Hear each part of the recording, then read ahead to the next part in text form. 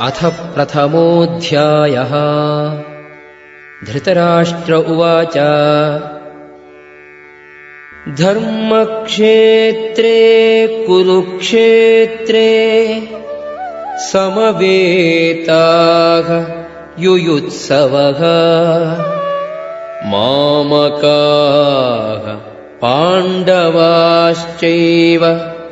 किमकुर्वत संजय। திருதராஷ்டிரர் கூறினார், புண்ணிய யாத்திரை தலமான குருக்ஷேத்திரத்தில் போர் புரிய விருப்பம் கொண்டு ஒன்று கூடிய பிறகு என் மகன்களும் பாண்டுவின் புதல்வரும் என்ன செய்தனர் சஞ்சயனே?